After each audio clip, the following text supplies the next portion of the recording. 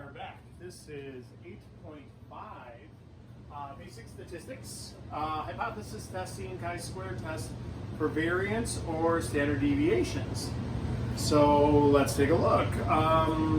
Remember, whenever we're working with standard deviation or variation, we're going to be using the chi-square, which is a little trickier to use. So let's see. Recall from our work with confidence intervals, sampling distributions, chi-square distribution. Hence, if we want to test a claim about variances or standard deviations, we use the chi-square distribution. However, we know you can only do this if the population is normally distributed. Chi-square distribution is not symmetric. So for a two-tailed test, we need to obtain the two separate critical values on the table. Note the table always gives the area to the right of the chi-square value. Okay, so important. The test statistic is the same whether testing for a standard deviation or for a variance. So it really doesn't matter if it's standard deviation or variance. It's just about when you're doing the actual test statistic. If it's variance, it's already squared. It's s squared. And so you don't have to do anything, you just substitute the number into the formula. If it's standard deviation that you're testing, then you actually have to square it when you're doing the test statistic. So the statistic is the same, but what you have to do with the numbers given is a little different, because the numbers given would be different. All right, so let's jump into a couple of examples here. So we're page 14. They want us to test. A researcher claims that the variance of the number of yearly forest fires in the U.S. is 140 fires. For a 13-year period, the variance of the number of forest fires in the U.S. was 146. Test the claim at the 1% significance level. Alpha is equal to 1%. Ooh, that's pretty stringent. And what is the p-value of the test? Okay, so let's take a look. The p-value we're not going to do because that's not on their charts, and so you have to use a graphing calculator for the p-value. So that's not important to make our conclusions. That's more important for explaining it after the fact. So. All right, so researcher claims that, let's take a look then, our null and our alternative hypothesis. So these are always the 5 steps. On the test, the 5 steps will be laid out for you. It'll say, give me the hypothesis, draw me the curve, find me the test statistic, fail to reject or reject, and then do a write-up. There'll be lines for you to do a write-up, although I guess you could type those up, but I think because you have to draw a picture, most everybody did these last semester on their scratch paper.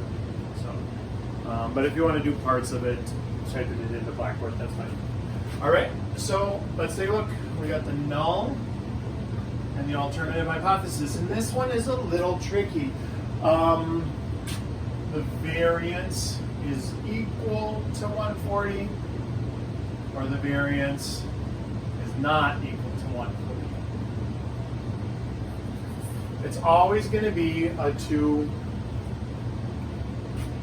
that's not always going to be a two-sided test, but when it's not equal to, that's a two-tailed test. So this one, because it's not equal to 140, it's a two-tailed test. Now, if you were the researcher running this, you could maybe check the claim, since over the 13-year period, it averaged 146, which is clearly bigger than 140, where you could have made it a possible one-tailed test and said greater than 140 because you had the information ahead of time.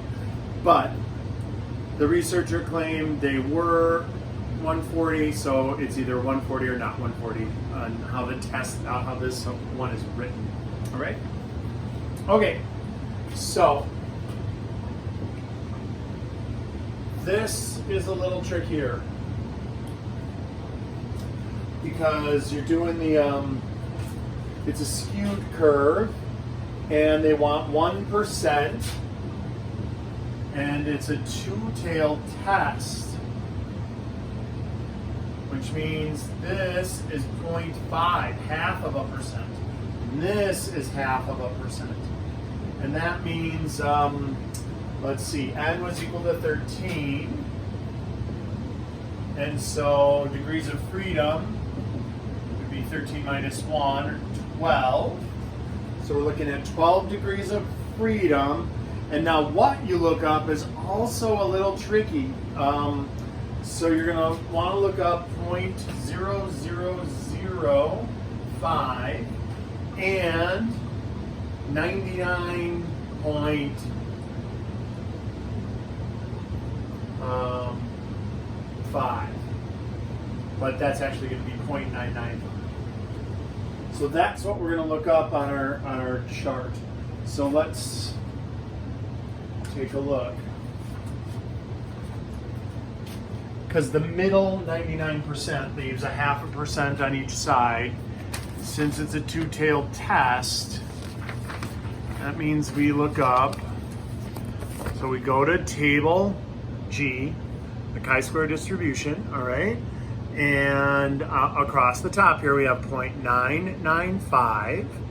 And you're going to follow that down to 12 degrees of freedom. So that is 3.074. So that's our critical value here.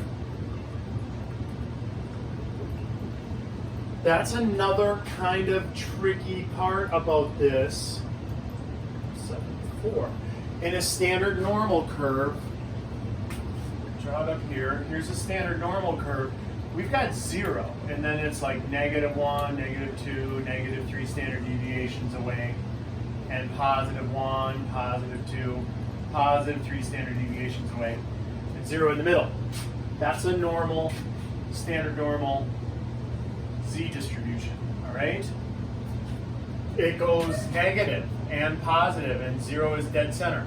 When we're working chi-square, it goes from like a regular number line, like 0 to 50, you know? And so that can be a little confusing when you're doing these problems, because they kind of reset that. So 0.005 is the other one we're looking at. So that's the exact opposite end on this chart. And then down to 12, and that's 28.299. All right.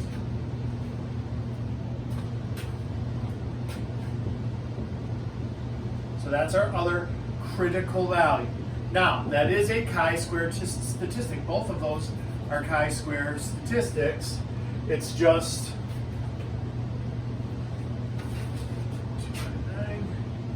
that's the threshold. That's so if it's when we figure out letter C, the chi-square statistic, if it's 30, that would be in the shaded area, and then we would reject the null. If it was 2, then that would be in the shaded area on the low end, and we would reject the null. And so if it was 10, well then that's between the 3 point. I'm going to erase this because it's confusing to see the number. So that's the cutoff there. If it's 10, then it's in the unshaded area. It's just failed region. All right. So let's see what it turns out to be. So for the chi-square statistic, again, I usually have been writing it out like that. You can write it with the symbol like that. It's like an elongated x, chi, and then squared. But you don't actually square it. That's the name, is a chi-square. So I think it's less confusing if you actually just spell out chi-square. So chi-square is equal to n minus 1 times s squared over sigma squared. So in this case, the standard deviation that was found, S, would be the 146. And that, I'm sorry, S squared, the variance is 146, and the population is 140. Population standard deviation. All right? So now look, that says S squared, that says sigma squared. So that means I don't square these numbers. I just plop them in as they are. So 140 goes there, 146 goes there, 12 goes there, 13 minus 1, right? And so I multiply that out and divide. We get 1752 over 140, which is 12.514. So where does that fall? Well, it is not bigger than 28.299, so it's not in that shaded area. And it is not less than 3.07, so it's not in that shaded area. So if I were to graph this, it would be somewhere in the middle of the unshaded area. Remember, unshaded area is evidence for the null hypothesis. So the decision then is fail to reject the null.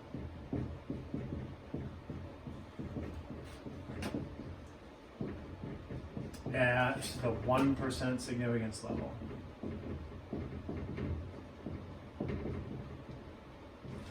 All right, and then letter E is you do the write-up in terms of the problem. So we would say there is not enough evidence to conclude the variance of fires is different from 140. There's not enough evidence to make this conclusion. So we're going with that. There is not enough evidence to conclude the variance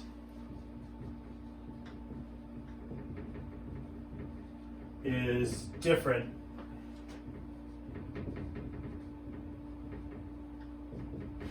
from 140, I guess. All right. Okay.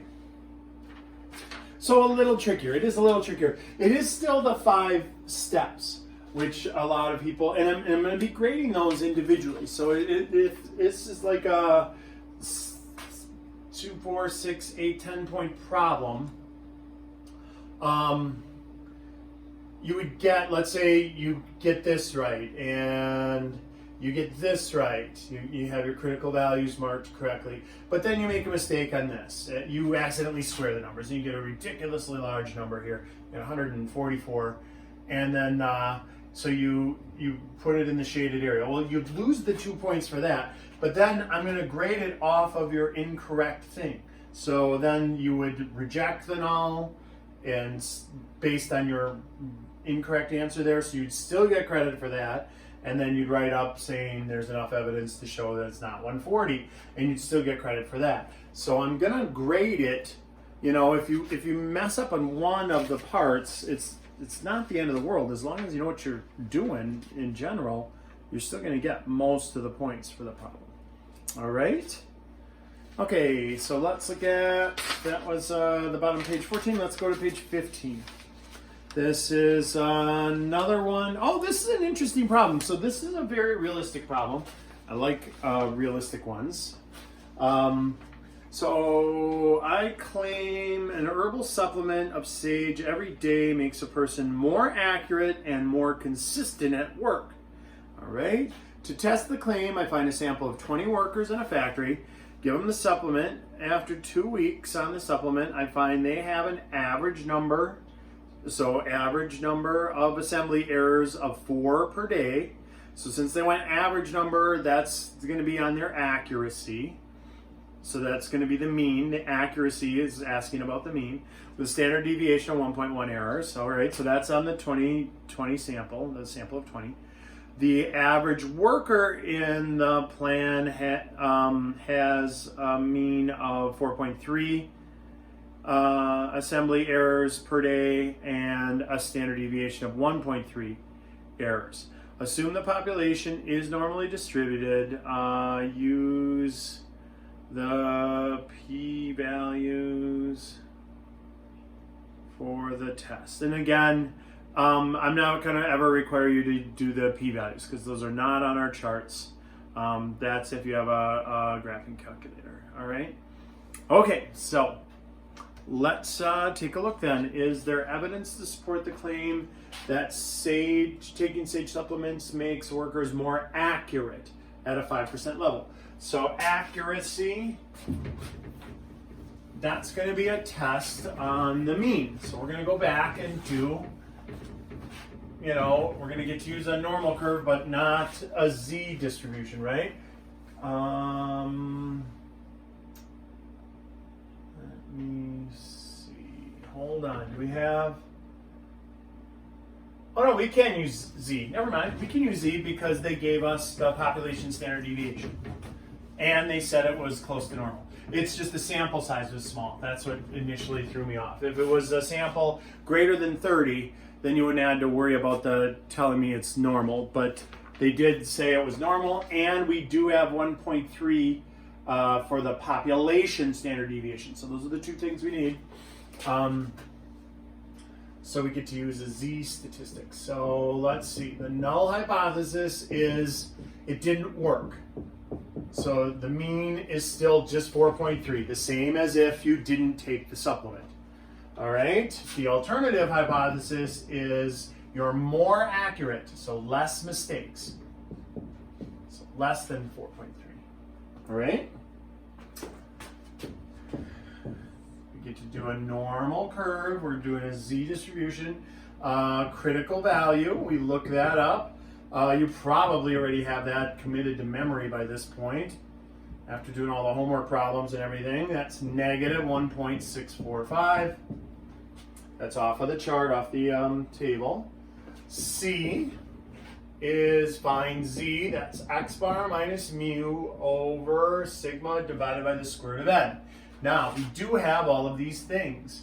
X bar is given as the mean when they're on the supplements. So that was 4, which is lower than 4.3, but we got to see if it's significantly lower. Mu is 4.3. That's the population's average daily mistakes. Sigma is 1.3, and n was 20. So we're going to take these 4 pieces of information, put them into that formula. 4 minus 4.3 and 1.3 divided by the square root of 20. Now you got to be careful with these calculations. These can be tricky. So do 1.3 divided by the square root of 20 on your calculator. And that should kick out 0.29068. And it keeps going on and on and on. We'll just go 89. And then negative 0.3 on the top. And when you divide those, we get negative 1.032. Now, to be significant at the 5% level, it has to be less than negative 1.6. So we needed it to be negative 1.7 or negative 2 or negative 2.3 or something like that. This, remember, it's a normal curve now. So there's a 0 here, and that means negative 1 is in the unshaded area. So z, our statistic, is at negative 1.032. Unshaded area is fail to reject the null. And so fail to reject the null at a 5%.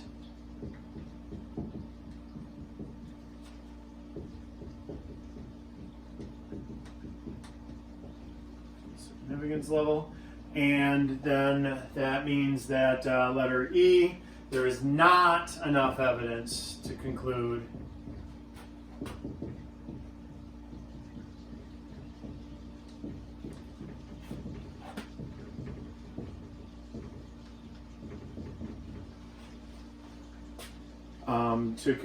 the supplement makes you more accurate.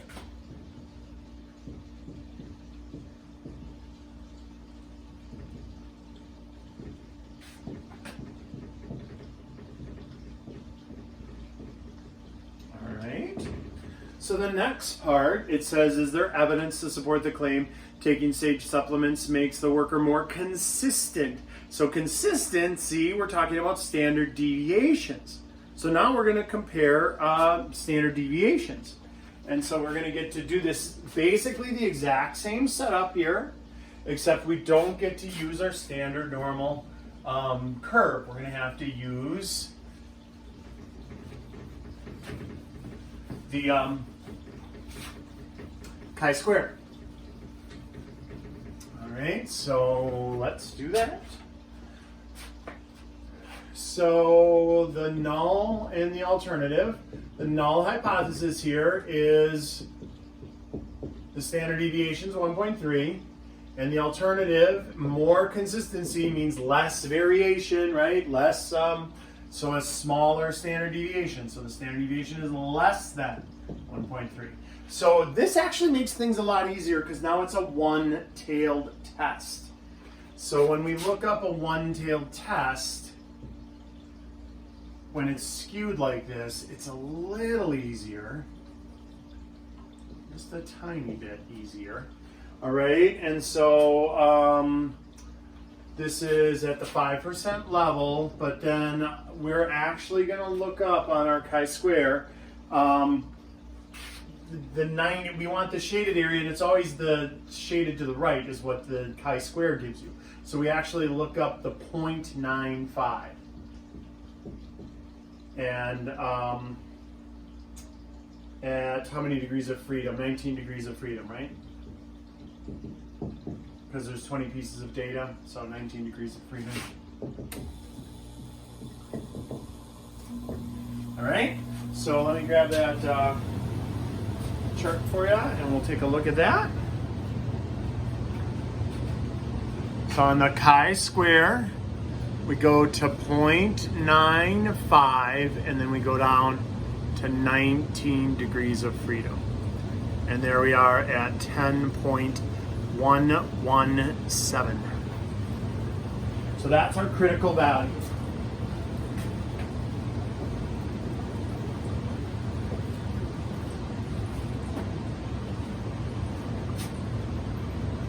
All right.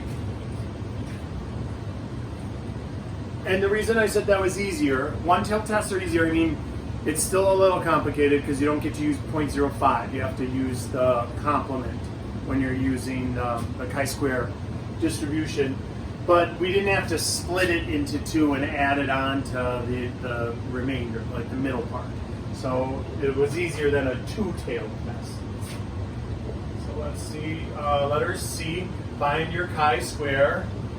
So here, remember, I usually write that out, the chi-square statistic.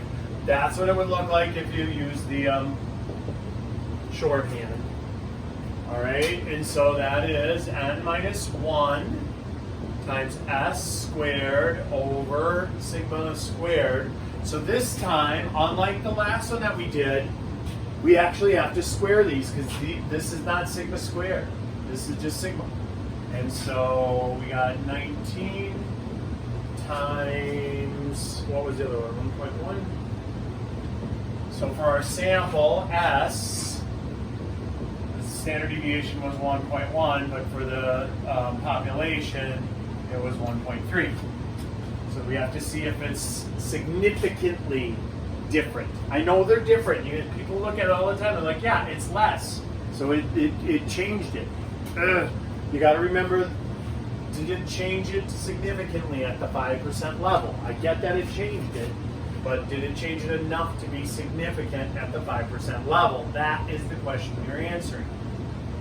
So we have to square these numbers, because I need s squared and I need sigma squared.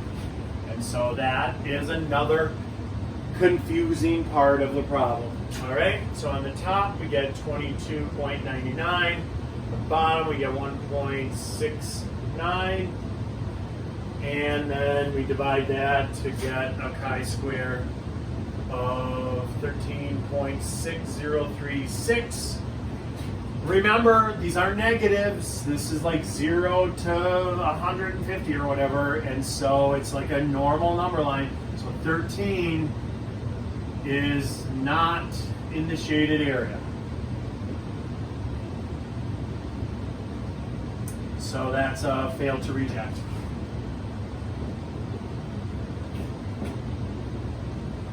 The null at 5% significance level.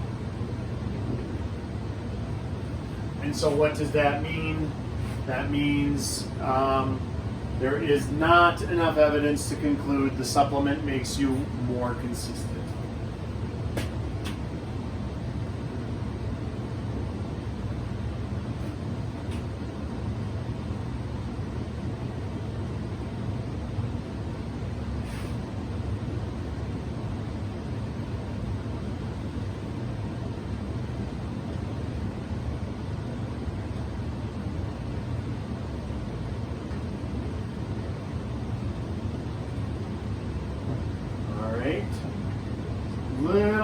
Alrighty, on this last test.